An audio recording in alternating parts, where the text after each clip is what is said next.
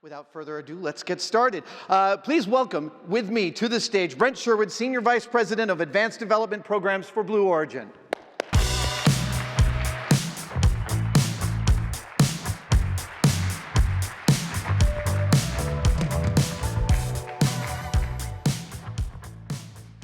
Hello, everybody. Welcome to Mars.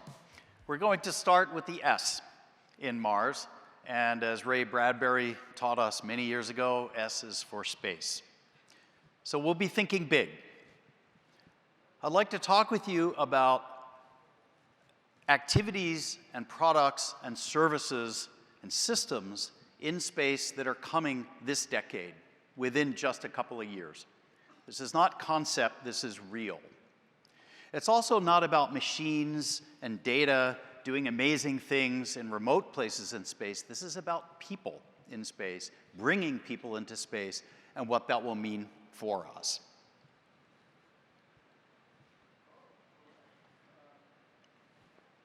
This is what the future of human spaceflight was supposed to be. When I was born, same year as NASA, this is essentially what we thought the future would look like. I grew up in the 60s with Apollo and Star Trek and 2001, A Space Odyssey. And we all knew that there would be moon bases, hotels in orbit, cities on Mars. Hasn't happened yet. Some of us have been working for decades to make it happen. Today we're going to talk a little bit about why it hasn't and the fact that now it's about to.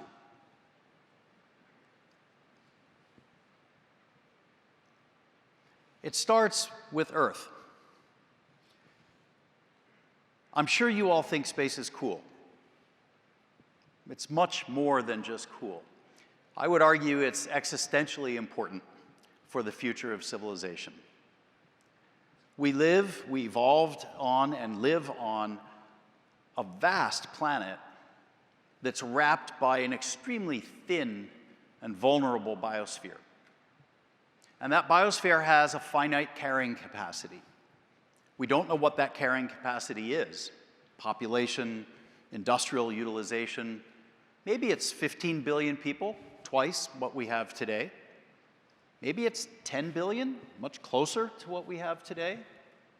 Maybe it's 5 billion. Maybe we've already exceeded the carrying capacity of the biosphere, as we see in increasing environmental devastation and the existence of the sixth major extinction event that this planet has seen in its history, which we have created and are perpetuating. There are two paths from our state into the future. One is what Jeff Bezos calls rationing, stasis and rationing.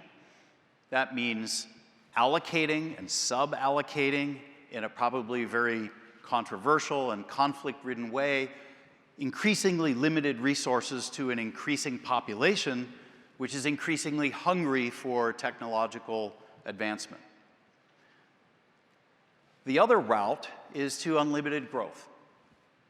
And the only way to do that is to open the infinite resources and infinite volume of space. There are only those two choices. We at Blue Origin favor the second path, and so we're working hard to try to build a future in which millions of people can live and work in space to benefit Earth.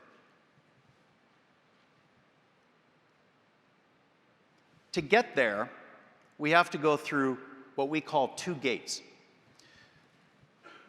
This is the only way we can break out of the limitations, the physical limitations, the energetic limitations that we have in this thin biosphere on Earth.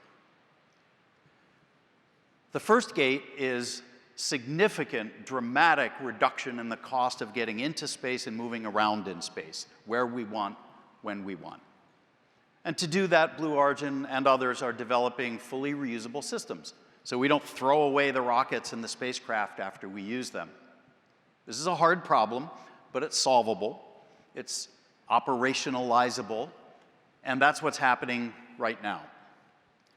The other gate comes later, and that is opening the resources of space. You have to do both. We have to be able to get there inexpensively, and we have to be able to use what's there. And then we can unlock the future of humanity throughout the solar system. So, if this is so important, why hasn't it happened yet? Why is it not happening more aggressively now?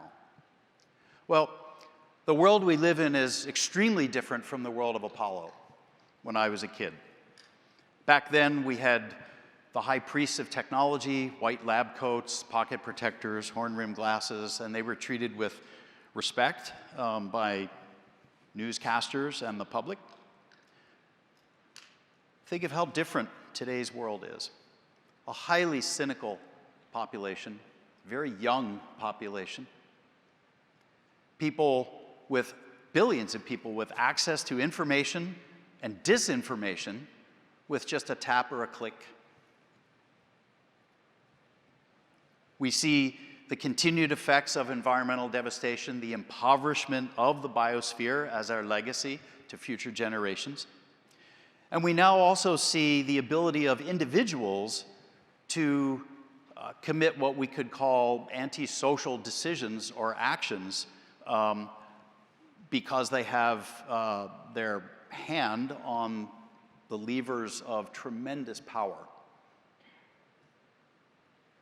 As expensive as we think gas may be today, we actually are spoiled by cheap petroleum. We don't pay the full cost of petroleum, digging up these ancient forests, burning them, putting it in the atmosphere, CO2 going into the ocean, warming the planet, and changing everything about our biosphere. But while we're still spoiled by cheap petroleum, we also have access to space. And while the spending power of NASA is only 1/5 what it was at the peak of Apollo, we also have access to immense amounts of private capital. So can we think differently and weave these threads together, the realities of today, into the prescription for a program that moves us forward into the future? I use this model to think about what humans are good for in space. And in 60 years of reading and studying ideas and working with ideas that people have had, I've yet to come across one potential use of human spaceflight that does not trace to one or more of these four futures. They're very different. They require different types of technologies, different investment focus, different systems. They're not all interchangeable. So it's important, if we're going to invest, that we know where we're aiming, what we're investing in, and why. The four futures can work together, but they're not interchangeable. If all we do is explore, we'll never occupy space. Exploring is looking over the next hill, seeing what's there, mapping it out, studying it, understanding how it works, reporting back, for example. That's exploring. To explore well or thoroughly or inspiringly, we need to reach out very far. We need to find things that are genuinely new. Expanding is different. That means putting down roots, learning how to live, raising families, which in turn means emplacing all of the aspects of civilization that characterize our world. Now on Earth, expansion can follow exploration directly because we can breathe the air and drink the water, and the climate is temperate. There is air, for example. We can till the soil, we can farm the oceans, we can mine for minerals. In space, just to be requires building. It's not developing land that we find, it's developing the land and then improving it for human use. So that's harder. This is a bridge too far. No amount of government-funded exploration is going to enable human expansion into the solar system. There's too much else to do. So what's the solution? I think it's the other two futures. I think they are the bridge. Exploit and experience are the bridge from exploring to expanding because they are not constrained by government budgets. They are ways to access sources of capital outside the top-line budget constraint of federal appropriations. And you see just conceptual examples here. When we experience, we go, we pay, right? That's our own resource that we're spending. When we exploit, as a company, we're investing, expecting to make a return. We're investing our shareholders' money in order to get a return. These are economic engines, and they're the only way that we can bridge from exploring to expanding. The futures are connected.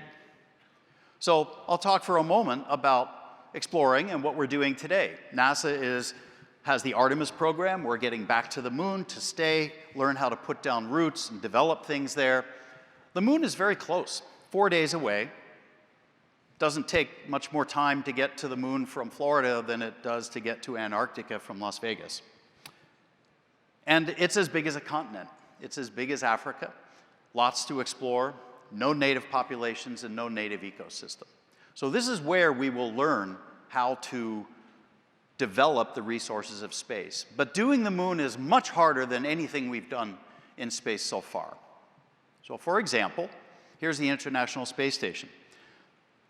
Humankind's most impressive peacetime technological achievement. At root, though, as impressive as it is, it's really just a couple of things. A way to get up into space and back, a way to get power in and heat out, which is most of what you see in this image of the International Space Station, and a tiny little cluster of modules, a warren of modules, which together have about as much volume inside as a 777. Now think about doing that same thing on the moon. We still need those same three things. You got to get up into space and back. You have to get power in and heat out. You have to have a place to live and work. You have to have the lunar versions of those things, which are different from the ones for space stations. And you need a big system to get to the moon and back from the Earth. You need a big system to get down to the surface and back up. And you need all that stuff to drive around, mobility, construction, playing in the dirt, learning how to extract valuable things from the resources we find there. That's all hard. Now, the space station took the combined efforts of 16 leading spacefaring nations 30 years. Getting that type of capability on the moon is not going to be fast or cheap. But it is where we will start to learn how to open the exploit future. Let's talk about the other bridge, which is the experience future. How would our world be different if 10,000 ordinary humans flew in space every year, experiencing what we call the overview effect? The drama of the flight, high acceleration, vibration, noise, the thrill of that flight, the incomparable experience of free fall, sustained free fall and microgravity, which cannot be replicated on Earth, and the unbelievable view out the window, the most poignant view in the solar system, which changes all the time due to lighting and clouds and so forth. That's a marketable experience, and we're at the cusp of being able to see how this market will grow. What will happen in our future when spaceflight becomes normalized through the experience future, as it also becomes an engine for growth of space activity? So, Blue Origin is committed to this future of millions of people living and working in space to benefit Earth, and one of our flagship programs is what we call Orbital Reef. We formed a partnership with Sierra Space, another privately funded aerospace prime company, and together with them and our teammates, including Boeing and Redwire, Amazon, AWS, and Arizona State University, we are building, not designing or conceiving, we are building today an end-to-end service capability for commercializing low Earth orbit. That includes the rocket, 2 different versions of transfer vehicles to ride on the rocket, and all the destination systems for a space station like you see in the image here. This will lower the bar for multiple industries to participate in space in a way that has never been able to happen before. So think of Orbital Reef as a mixed-use business park, taking full advantage of this incredible location just 400 kilometers above our head. It separates the tenant uses from the space vehicle operations, which decouples the business cases of the owner-operator from the business cases of the tenants. That lowers the bar for everybody, just like in mixed-use developments on Earth. Each core increment, you see 3 in this image here, adds capacity for 10 people. By broadening the market and lowering the bar, we will unleash whatever can be unleashed in commercial development of low Earth orbit. The system has a zoned architecture, even from the start. You don't sleep in the laboratory on Orbital Reef. You sleep in a dormitory, or a hotel, or a condo. Special purpose modules off to the sides are optimized for those users, those tenants, and their business cases.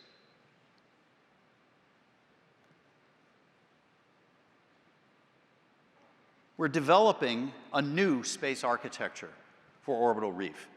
This is not like living inside a VCR. This is living in space the way we always thought it should be. Incredible blue marble of Earth becomes the sky canopy, viewed through the largest windows ever flown in space. 16 sunrises and 16 sunsets every day.